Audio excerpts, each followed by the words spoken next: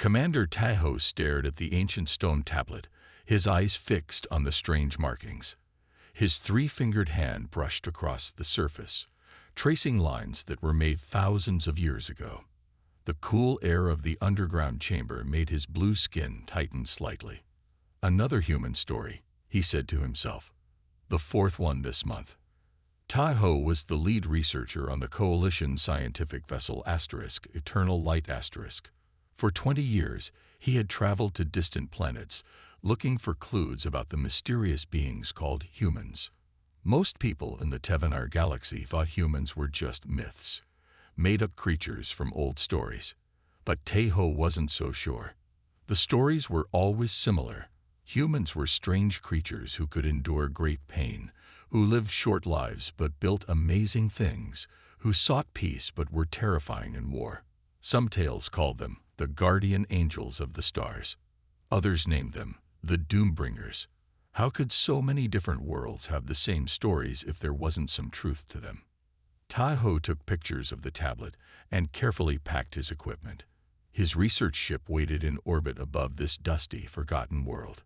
He had searched 53 planets now, and the evidence was growing.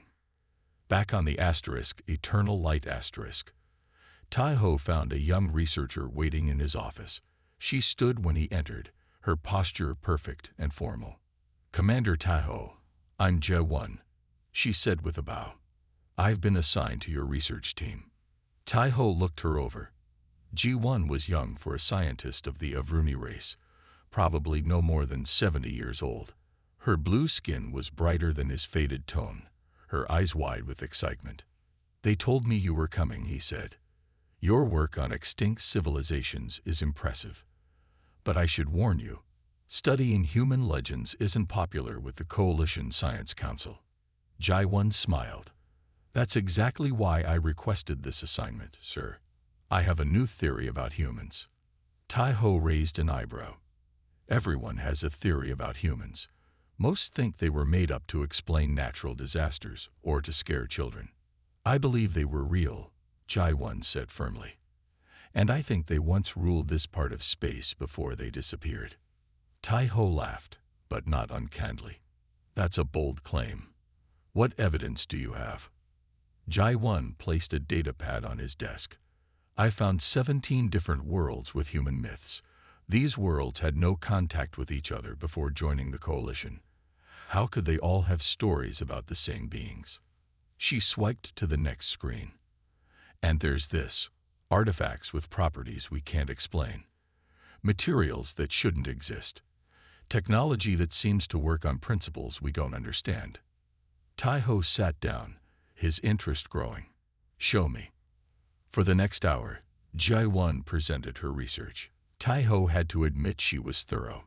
She had traced the appearance of human legends across different star systems and matched them with unexplained archaeological finds. "It's still not proof," he said finally.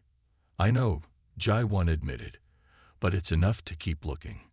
Tahoe nodded slowly. "Welcome to the team, Jai-1. We leave for the Mira system tomorrow. There are ruins there I want to examine."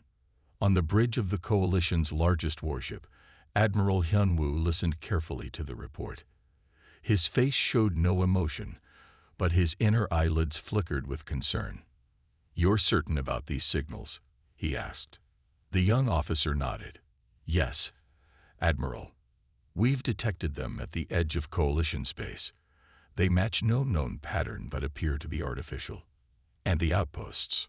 "3 have gone silent, sir. Outposts 17, 23, and 29. All reported strange energy readings before contact was lost." Hyunwoo turned to look at the star map. The 3 outposts formed a straight line pointing directly toward Coalition space. That was not a coincidence. "Increase patrols in that sector," he ordered, "and send a report to the Council. Mark it urgent." As the officer hurried away, Hyunwoo continued to stare at the map. In his 40 years of military service, he had never seen anything like this. The precision of the patterns suggested intelligence. The silence of the outposts suggested danger. Something was coming. On the dusty planet of Mira 4, Jai-1 followed Tahoe through narrow passages beneath an ancient temple. Their lights cast long shadows on walls covered with strange symbols. These ruins are over 15,000 years old, Tahoe explained, before any current coalition species achieved space travel. Jai-1 studied the symbols. Some of these mash writings found on Kalos Prime, thousands of light years from here. Exactly, Tahoe said. The same language appears on dozens of worlds, always in the oldest ruins. Some think it's the writing of the first ones. The first ones? Jai-1 asked. A myth older than human legends. Beings who supposedly seeded the galaxy with life, then vanished. They turned a corner and entered a large chamber. Their lights revealed walls covered with paintings. Jai-1 gasped. The images showed tall, two-armed beings standing upright. They had no scales, no fur, just smooth skin in different shades. They wore strange clothes and carried tools. Are these? She began. Humans, according to the legends, Tahoe confirmed. Notice their strange hands. 5 fingers instead of 3. And they have hair only on their heads. Jai-1 moved closer to the wall. They look so fragile. That's the paradox of human legends, Tahoe said. They were supposedly weaker than most species. No claws, no armor, poor senses. But the stories say they could adapt to any world, endure any hardship, and build tools that seemed like magic. He pointed to one image showing humans standing with other species, hands extended in what seemed like friendship. Some legends say humans protected younger races.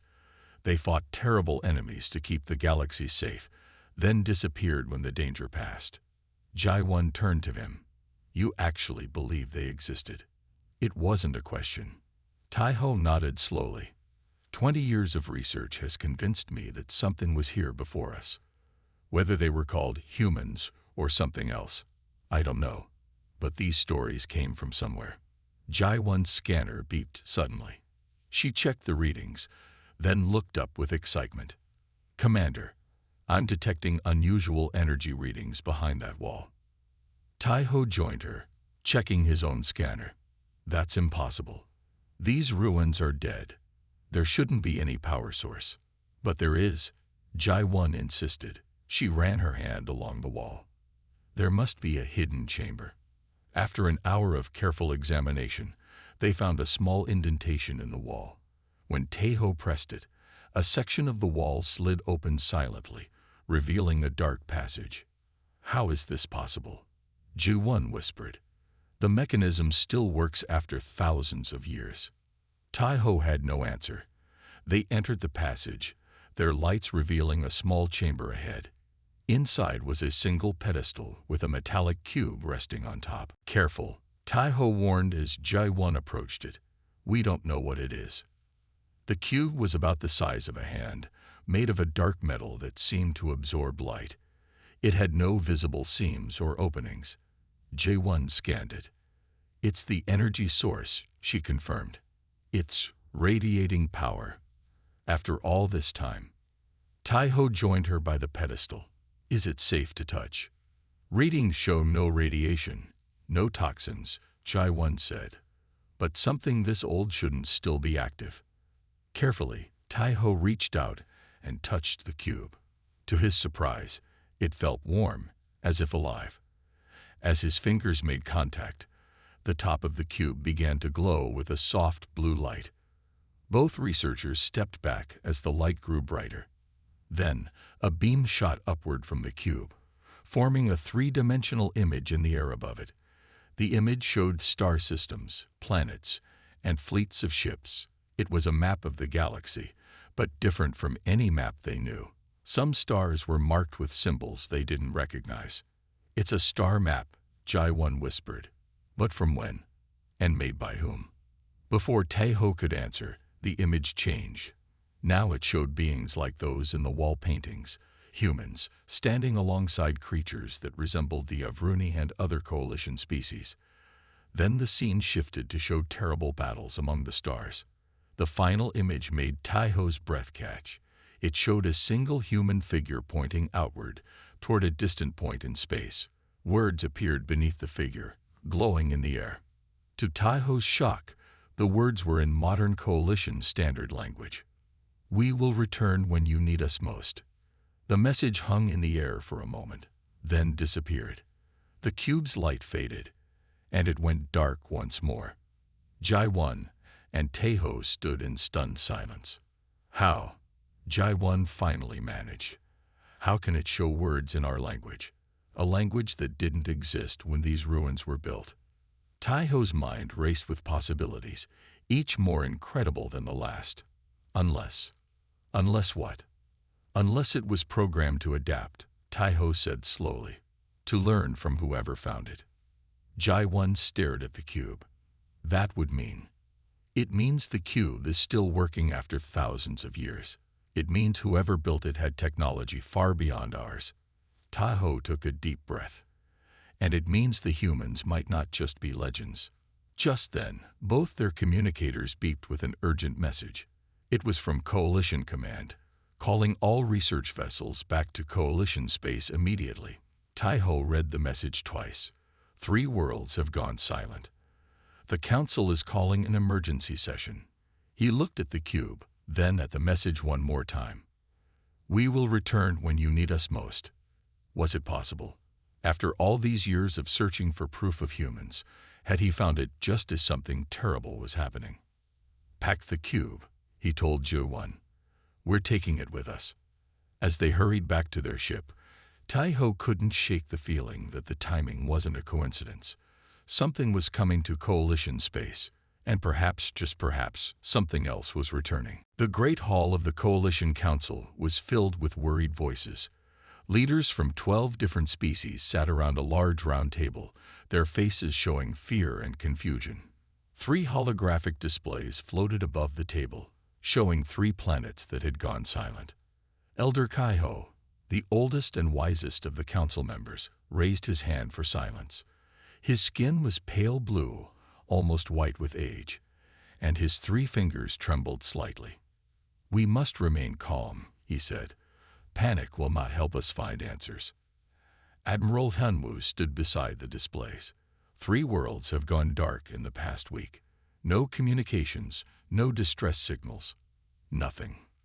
"Could it be a natural disaster?" asked one council member. "Not on 3 different planets at the same time," Hyunwoo replied. "And our sensors detected strange energy patterns before each world went silent." "Is it an attack?" asked another member, her voice shaking. Before Hyunwoo could answer, the doors opened. Commander Tai-Ho and Jai-1 entered, still dusty from their expedition. Tai-Ho carried a small container. Elder Kai-Ho nodded to them. "Commander Tai-Ho, we did not expect you so soon." "We came as fast as we could," Tai-Ho said. "We found something important." Some council members sighed or looked away. Everyone knew about Tai-Ho's obsession with human legends. Most thought it was a waste of time. "Commander, we are discussing a serious crisis," one member said. "This is not the time for your myths and stories." Tai-Ho placed the container on the table. "What if the crisis and my research are connected?" The room fell silent. Tai-Ho opened the container and carefully removed the dark metal cube.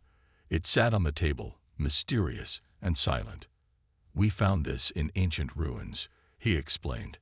"It's at least 15,000 years old, but it's still working." "Working?" Elder Kai-Ho leaned forward, interested despite himself. "It showed us a message," Jai-1 said. "In modern coalition language, which shouldn't be possible. The message said, 'We will return when you need us most.'" "Who will return?" asked Admiral Hyunwoo. Tai-Ho took a deep breath. "We believe it was left by humans." The room erupted in dismissive chatter. Elder Kai-Ho raised his hand again for quiet. "Commander, even if this device is genuine, it proves nothing about humans. They are legends, stories to explain the unexplainable." Tai-Ho was about to argue when a young officer burst into the room. His eyes were wide, his breathing fast. "Admiral, we've lost contact with Viridian." The room went completely silent. Viridian was not some small outpost. It was a major coalition hub with billions of people. Admiral Hyunwoo turned to Elder Kaio. I need permission to take the defense fleet to Viridian immediately. Elder Kaio closed his eyes briefly, then nodded. Permission granted. May the stars guide you. Captain Du Yun stood on the bridge of the coalition warship Asterisk, Steadfast Justice Asterisk. It was the largest and most powerful ship in the fleet, nearly a kilometer long. Around him, 20 other warships moved in perfect formation as they approached Viridian. Any response to our signals? He asked. No, Captain, replied his communications officer. Viridian is silent. Du Yun was young for a ship captain, only 90 years old, but he had proven himself in battles against pirates and rogue states. Still, nothing in his experience had prepared him for what might await at Viridian. Dropping out of faster-than-light travel in 3, 2, 1, announced the pilot. The stars streaked and then settled as the fleet returned to normal space. Viridian appeared before them, a beautiful blue-green planet. Scan for damage or unusual activity, Du Yun ordered. His crew worked quickly, checking their instruments. One of them gasped. Captain, there are ships in orbit around Viridian. Du Yun tensed. Coalition ships? No, sir. Unknown design. Our computers don't recognize them. The main screen showed the view of Viridian, and Du Yun's 3 hearts seemed to stop. In orbit around the planet was a fleet of ships unlike anything he had ever seen. They were dark, geometric shapes with no visible engines or weapons. Some were enormous, several kilometers long. How many? He asked, his voice barely a whisper. Over 100 ships, sir, various sizes. The bridge was silent. The coalition fleet had 21 ships. They were outnumbered 5 to 1. Are they doing anything to the planet? Du Yun asked. No, sir. They appear to be in stable orbit. No signs of weapons fire or planetary damage. Du Yun thought quickly. They couldn't fight such a large force. But they couldn't just leave Viridian either. Keep our weapons powered down, he ordered. Move us closer, slowly. Let's try to communicate. The Asterisk Steadfast Justice Asterisk moved forward, leading the coalition fleet toward the strange ships. Du Yun felt sweat on his blue skin.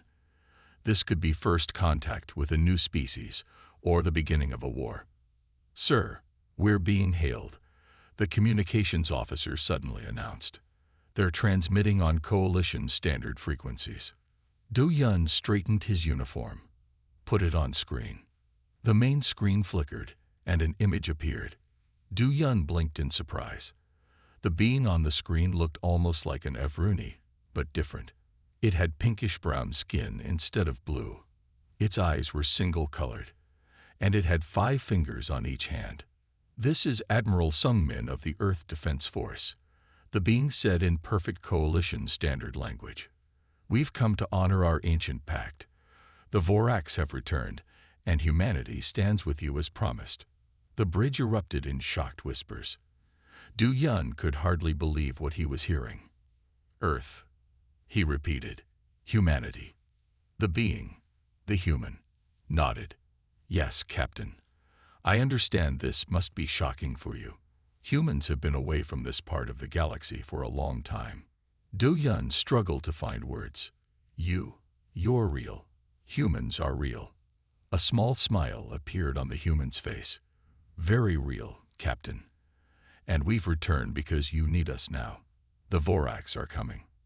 The Voraks. What are the Voraks? Admiral Sungmin's face grew serious. An enemy we fought long ago. They consume all life, all energy.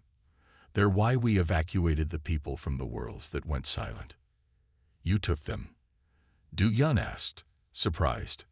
The people are safe. Yes, we detected the Voraks advance force and evacuated everyone we could. We've been preparing for this moment for thousands of years. Du Yun couldn't process all this information at once. Humans were real.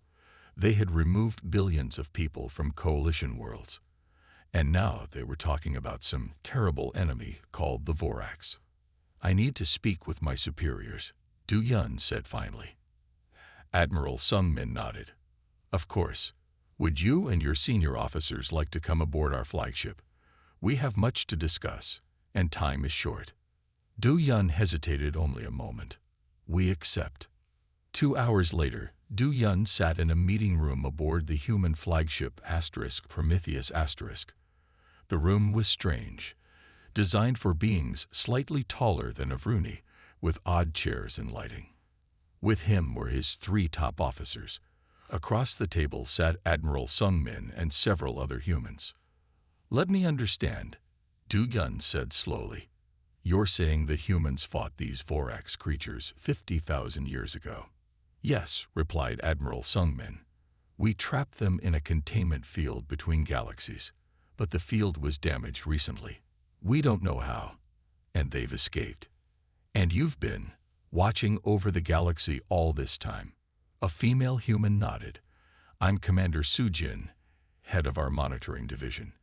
We established observation posts throughout this sector before we retreated to our own space. We've been waiting, watching for signs that the Vorax might return. But the legends, Du Yun said. Stories about humans exist on dozens of worlds. If you were hiding, how did these stories spread? Admiral Sung Min looked slightly embarrassed. We weren't perfect in our isolation. Over the millennia, there were incidents, contacts. Sometimes we had to intervene to prevent disasters. The stories grew from there, becoming legends over time. Du Yun's head was spinning. His whole life, he had believed humans were myths. Now he was sitting in a room full of them, discussing an ancient enemy. Why didn't you just stay? He asked. Why leave the galaxy at all? Admiral Sung Min and Commander Sujin exchanged looks. After the First Vorax War, our civilization was devastated. Sung Min explained. We needed time to rebuild, and we believed younger species should develop without our influence. We promised to return if you ever faced a threat you couldn't handle alone. Like now, Du Yun said. Like now, Sung Min agreed. The Vorax are coming, Captain. They will consume everything in their path, all life, all technology. We evacuated 3 worlds already, but we can't evacuate everyone. We need to fight. Du Yun looked around at these strange beings, humans who had lived in legends for thousands of years. They had returned with a fleet more powerful than anything the Coalition had ever seen. They spoke of ancient wars and terrible enemies. It was almost too much to believe. I need to report to the Coalition Council, he said finally. They need to know everything. Admiral Sung Min nodded. Of course, but please tell them time is short. The Vorax main force will reach your territory within weeks. We must prepare. As Du Yun stood to leave, Commander Sujin approached him. She handed him a small device. This contains historical records, she said. Proof of what we've told you. It may help convince your council. Du Yun took the device. Thank you. But I don't think I'll need proof. Not anymore. He looked out the window at the massive human fleet surrounding Viridian. The legends had returned, and just in time. The Coalition Council chamber was completely silent. Elder Kehoe sat very still, his old eyes wide with shock. Around him, the other council members stared at the holographic display showing the human fleet around Viridian. It's not possible, one member whispered. But there they are, said another. Du Yun had just finished his report. He stood straight, his uniform clean despite his hurried return from the human flagship. I spoke with them myself, he said. They are real. Humans are real.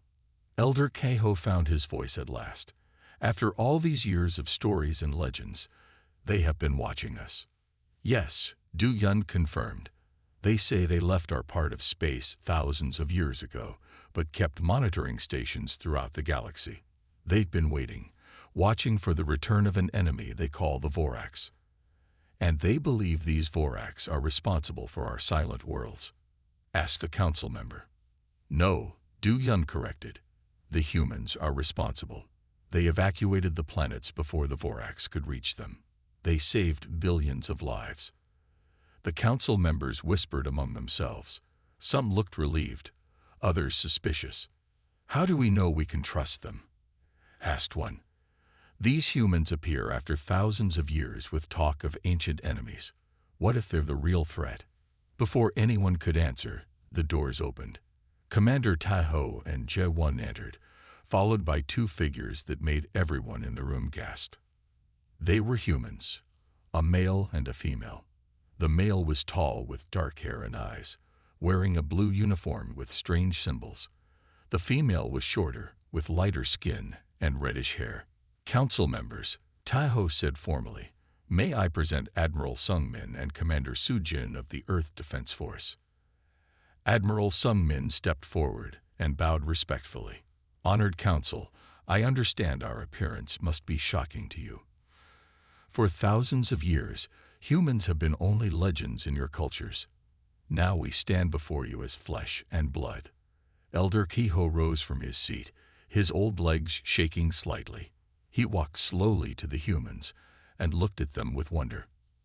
"All my life," he said, "I dismissed the human stories as myths. Now I see the truth before me."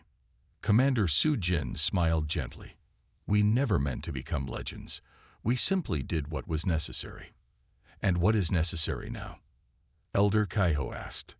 Admiral Sung-min's face grew serious. "Now we must prepare for war. The Voraks are coming, and they will destroy everything in their path unless we stop them." 3 days later, Taiho and Je-1 found themselves aboard the human flagship Prometheus *. They walked through wide corridors filled with humans going about their duties. Each new sight amazed them more than the last.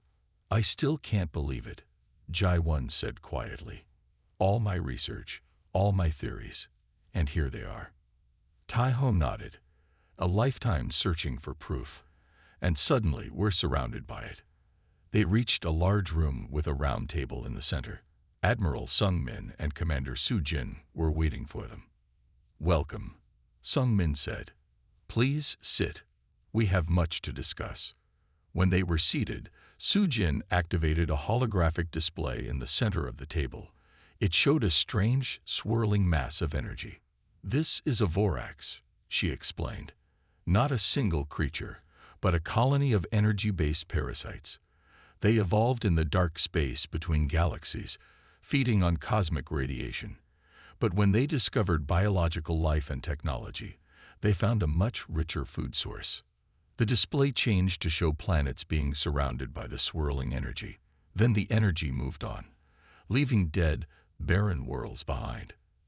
"They consume all forms of energy," Sung-min continued. "Biological, electrical, even potential energy stored in matter. Nothing survives their feeding." "How do you fight such a thing?" Taiho asked. "With great difficulty," Sung-min admitted.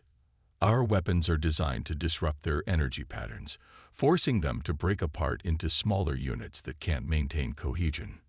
Je-1 leaned forward. "You said you fought them before, 50,000 years ago. What happened?" Sung-min and Soo-jin exchanged glances. "We nearly lost," Soo-jin said softly.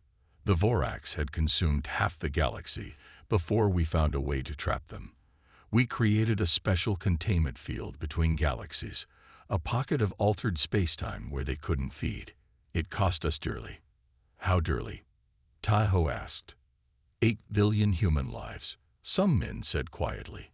"A third of our population. Thousands of ships. Hundreds of worlds left uninhabitable." The room fell silent. Taiho tried to imagine such a loss. "After the war," Sung-min continued, "we retreated to rebuild. We chose a region of space far from major galactic travel routes. We left monitoring stations throughout this galaxy and promised ourselves we would return if the Voraks ever escaped. And now they have," Je-1 said. "Yes, something damaged the containment field. We detected the breach 3 months ago and immediately mobilized our fleet." 3 months? Taiho was surprised. "How did you get here so quickly from so far away?" Soo-jin smiled. "We've had 50,000 years to improve our technology, Commander. Our ships can travel through space in ways yours cannot yet imagine. Tai-Ho was about to ask another question when an alert sounded. A human officer hurried into the room. "Admiral, we've detected Vorax energy signatures near Outpost 42. It appears to be an advanced scout force." Sung Min stood quickly. "How many?" "Small group. Perhaps 5 units. Perfect for a test engagement." Sung Min turned to Tai-Ho and Ji-Won. "Would you like to observe? Your coalition will need to know what they're facing." Tai-Ho nodded. "Yes, we need to see these creatures for ourselves." Admiral Tunwu stood on the bridge of his command ship, the Unyielding Resolve *. Beside him was the human military advisor, Major Jae-sun. Around them, both coalition and human crew members worked at their stations. "Are your ships in position?" Hyunwoo asked. Jae-sun nodded. "Yes, Admiral. 3 human destroyers are moving to flank the Vorax units. Your ships will form the center line." Hyunwoo still found it strange to work with humans. They moved differently, fought differently. They were shorter-lived than his people, but seemed to pack more life into those years. They were physically weaker in some ways, yet showed incredible endurance in others. The legends said humans were both builders and destroyers. Hyunwoo said. "Which is true?" Jae-sun smiled slightly. "Both, I suppose. We create because we must. We fight when we have no choice. And now we have no choice." Jae-sun pointed to the display showing 5 swirling masses of energy moving through space. "The Vorax give us no option but to fight. They cannot be reasoned with, cannot be appeased. They feed and move on." Hyunwoo watched the energy patterns. They were beautiful in a strange way, like dancing clouds of light. "All ships report ready, Admiral," said his first officer. Hyunwoo took a deep breath. "Begin the attack." The coalition ships moved forward, firing their energy weapons at the Vorax. The beams passed through the swirling masses with little effect. The Vorax changed direction, moving toward the ships. "Our weapons aren't working," Hyunwoo said with alarm. "They wouldn't," Jae-sun replied calmly. "Normal energy weapons just feed them. Watch." The human destroyers moved into position and fired different weapons. Instead of energy beams, they released pulses of strange, rippling energy. When these pulses hit the Vorax, the swirling masses shuddered and began to break apart. "Phase disruptors," Jae-sun explained. "They interfere with the Vorax's energy patterns." The battle continued. The coalition ships tried different weapons, but nothing seemed effective. Meanwhile, the human vessels moved with incredible speed and precision, hitting the Vorax again and again with their special weapons. But then one of the Vorax reached a coalition ship. It surrounded the vessel in swirling energy. Alarms blared on Hyunwoo's bridge. "The steadfast light is losing power," called out an officer.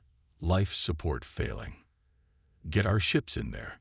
Pull them out," Hyunwoo ordered. "No time," said Jae-sun. He spoke rapidly into his communicator in the human language. A human ship suddenly accelerated toward the endangered coalition vessel. Instead of firing weapons, it positioned itself between the Vorax and the coalition ship. The Vorax immediately began to surround the human vessel instead. "What are they doing?" Hyunwoo asked, horrified. "Drawing the Vorax away," Jae-sun said grimly. "The Defender has special shielding. It can withstand the energy drain longer." They watched as the human ship glowed bright with energy, systems obviously working at maximum. The Vorax wrapped around it completely. "Get your damaged ship out of there," Jae-sun ordered. "Now." Coalition rescue ships moved in quickly, attaching tow cables to the damaged vessel and pulling it away. Meanwhile, the human ship inside the Vorax suddenly flared with blinding light. "What's happening?" Hyunwoo asked. "Emergency pulse," Jae-sun said. "They're overloading their systems to create a disruption field from inside." The light grew brighter. Then suddenly, the Vorax units surrounding the ship shattered into thousands of tiny fragments that quickly dissipated. But the human ship was dark, drifting. The asterisk defender asterisk? Hyunwoo asked. Jae-sun's face was tight. They knew what would happen. The pulse destroys all electronic systems on the ship. They sacrificed their vessel to save yours. Hyunwoo stared at the screen in shock. The crew. Emergency life support only. They'll survive until we can rescue them. Around them, the battle continued. The remaining Vorax units were eventually destroyed by the human ship's weapons, but the cost had been high. One coalition ship badly damaged, one human ship disabled. As rescue operations began, Hyunwoo turned to Jae-sun. They sacrificed their ship for ours. Why? Jae-sun looked at him steadily. Because that's what we do. That's why we returned. Hyunwoo remembered the old legends. Humans, creators and destroyers, saviors and warriors. Now he understood why such contradictory stories had survived for thousands of years. The legends were true, he said quietly. All of them. Jae-sun nodded. Yes, but the real test is still coming. This was just a small scout force. The main Vorax swarm is much larger, and they'll have learned from this battle. Hyunwoo looked at the human beside him with new respect. Then we'll need to learn faster. Together, Jae-sun agreed. Human and coalition. It's the only way any of us will survive. 2 weeks had passed since the first battle with the Vorax scouts. The coalition capital world was filled with activity as people prepared for war. Ships from all 12 species arrived hourly, joining the growing defense fleet. But fear hung in the air like a heavy cloud. In the main command center, Admiral Hyunwoo studied the large holographic map. It showed the Vorax swarm as a massive red cloud moving steadily toward coalition space. Beside him stood Admiral Sungmin, his human ally. How many? Hyunwoo asked quietly. Our sensors detect over 5,000 Vorax units in the main swarm, Sungmin replied. Far more than we faced in the scout battle. Hyunwoo's blue skin paled slightly. And our combined fleet. 300 coalition ships, 400 human vessels. Sungmin's face was serious. We're outnumbered more than 7 to 1. Can we win? Sungmin was silent for a moment. We must. Across the room, Captain Du Yun was working with human engineers to modify coalition ships with new weapons. The humans had shared their phase disruptor technology, but adapting it to coalition vessels was difficult. The power systems aren't compatible, a human engineer explained. Your ships use a different form of energy production. Then we need a new approach, Du Yun said.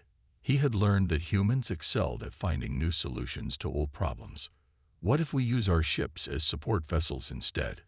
We can carry extra power cells for your weapons. The human engineer looked thoughtful. That could work. Let me run some calculations. Meanwhile, on the coalition homeworld, Elder Kaiho worked with human diplomat Han Jae to organize the largest evacuation in coalition history. Billions of civilians needed to be moved to safe worlds far from the coming battle. We've identified 17 worlds in remote sectors, Han Jae explained, pointing to a star map. We've already set up emergency shelters and supply depots there. How did you prepare so quickly? Kaiho asked. Han Jae looked slightly uncomfortable. We didn't. These facilities have been there for thousands of years, maintained by automated systems. Part of our promise to return if needed. Kaiho was stunned. You've kept supply depots ready for 50,000 years. Just in case. We keep our promises, Elder Kaiho, Han Jae said simply. Especially the important ones. In the science lab aboard the human flagship, Prometheus *, Commander Taho and Jae-won worked alongside human scientists to understand the Vorax better. The humans had shared all their knowledge from the previous war, but the Vorax had evolved since then. They adapt quickly, explained Dr. Min, a human scientist. The units we fought 2 weeks ago were already different from those we faced 50,000 years ago. They learned from each encounter. Jae-won studied the energy patterns displayed on the screen. These patterns look familiar somehow. Tai-ho looked up from his work. Familiar how? I don't know. Something I've seen before. Jai-wan concentrated. Then suddenly her eyes widened. The cube. The patterns on the ancient cube we found. Tai-ho grabbed the data pad with their research notes. You're right. The energy signature is similar. Dr. Min looked confused. What cube? Quickly, they explained about the ancient device they had found in the ruins, with its message and star map. May I see it? Dr. Min asked. Tai-ho brought the cube to the lab. Dr. Min examined it carefully, then connected it to their scanning equipment. After several minutes, she looked up with an expression of wonder. This isn't just a message device, she said. It's a Vorax tracker. It was designed to monitor their containment field and activate if they escaped. That's why it activated now, Jai-wan realized. Yes, and there's more. Dr. Min pointed to complex data on her screen. This contains technical information about the Vorax. Information we didn't have. They've evolved over 50,000 years, even in containment. This could help us understand their new weaknesses. Tai-ho felt a surge of hope. We need to tell the admirals immediately. Admiral Sung-min stood before the combined fleet commanders. Human and coalition officers filled the large briefing room. On the main screen was an image of a massive device, a silver and blue sphere surrounded by smaller components. This is the Nexus, Sung-min explained. Our last line of defense against the Vorax. It creates a containment field similar to the one we used 50,000 years ago, but more powerful. It can trap the Vorax in an interdimensional pocket, removing them from our spacetime. How does it work? Asked the coalition commander. It generates a special energy field that attracts the Vorax. Once they're pulled in, the field collapses, sealing them away. And where is this device now? Admiral Hyunwoo asked. Aboard the Prometheus asterisk. But there's a problem. Sung-min's face was grim. The Nexus must be activated from inside the Vorax swarm. The ship carrying it will be surrounded. The room was silent as everyone understood what this meant. You're talking about a suicide mission, Du-yun said finally. Sung-min nodded. Yes, the ship delivering the Nexus will not return. Then I volunteer the steadfast justice asterisk. Du-yun said immediately. My ship is the largest in the coalition fleet. We can carry the Nexus. No, Sung-min said firmly. The Prometheus asterisk will carry the Nexus. This is our responsibility. But this is not open for debate, Captain. Sung-min's voice was kind but final. Humanity brought this war to your doorstep. We will end it. Du-yun wanted to argue, but the look in the human admiral's eyes stopped him. It was a look of absolute determination and acceptance. That evening, Tai-ho and Jae-won sat in the Prometheus science lab, studying the data from the ancient cube. They had been working for hours, trying to fully understand the information it contained about the Vorax. Look at this, Jae-won said, pointing to a complex energy diagram. The cube contains plans for modifying the Nexus. If we make these changes, it could increase the containment field strength by 30%. Tai-ho studied the diagrams, but these modifications would have to be made during the activation sequence. From inside, they looked at each other, understanding the implication. Someone would have to stay with the Nexus, Jae-won said quietly, to make the changes as it activates. Tai-ho nodded slowly. Someone who understands both the Vorax and the technology. They sat in silence for a long moment. I should bring this to Admiral Sung-min, Tai-ho said finally. He needs to know. The day of battle arrived too soon.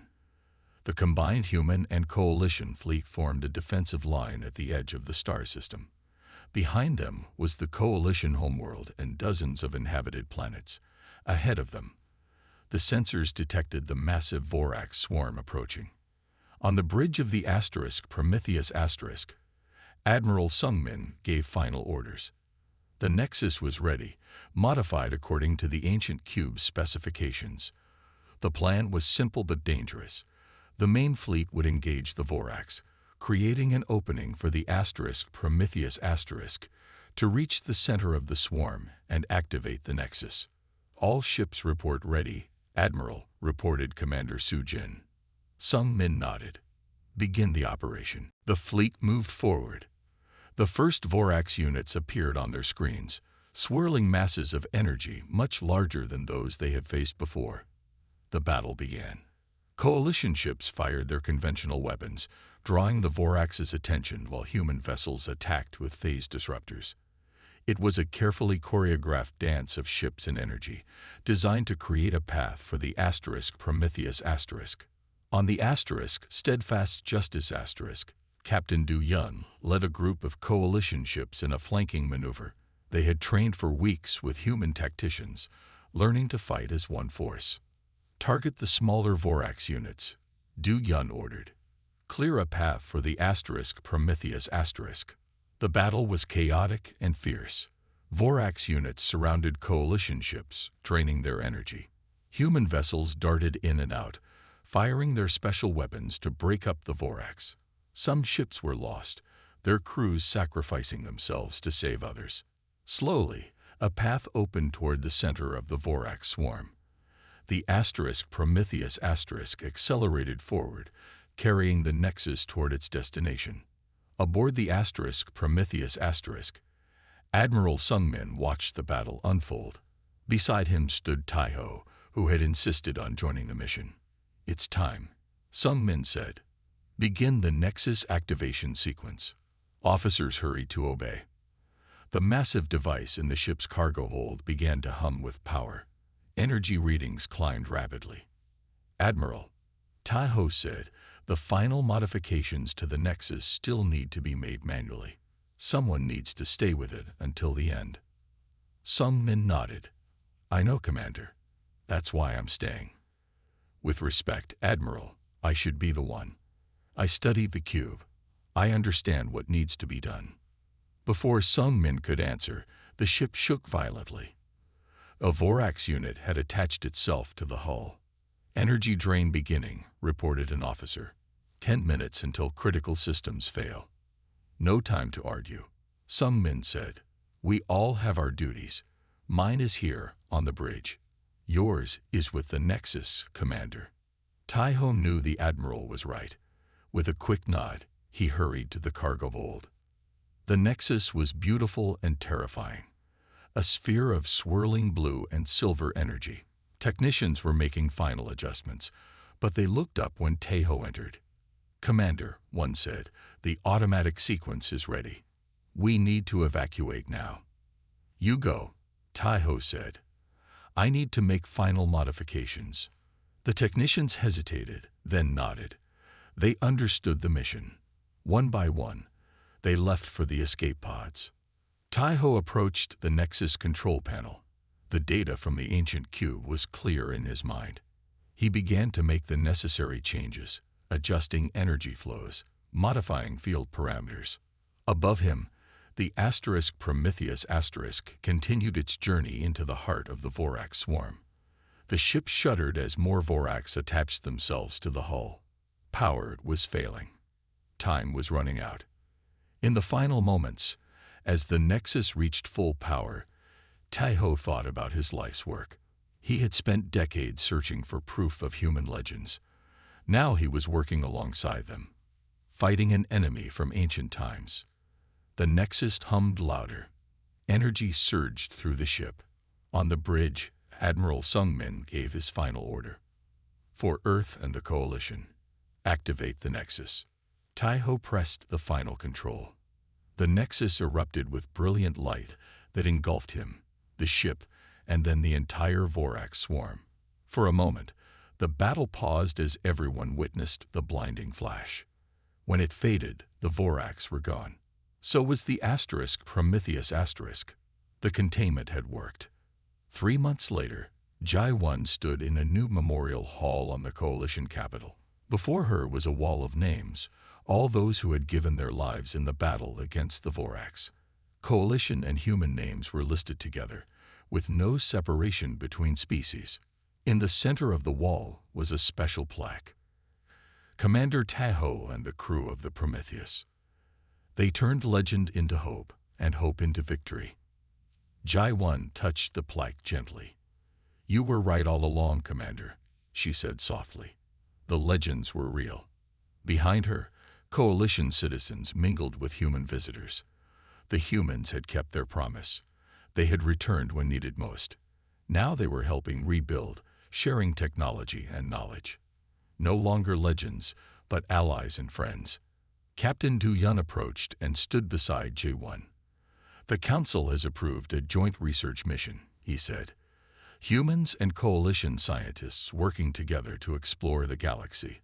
They're calling the first ship the Legend Asterisk." Taiho would have liked that, Jai-1 said with a small smile. Yes, Du Yun agreed, and he would have wanted to be on it. Jai-1 looked up at the memorial wall one last time, then turned toward the door where human and coalition officers waited. "Then we should go," she said. "There are still many legends to discover, and now we'll find them together."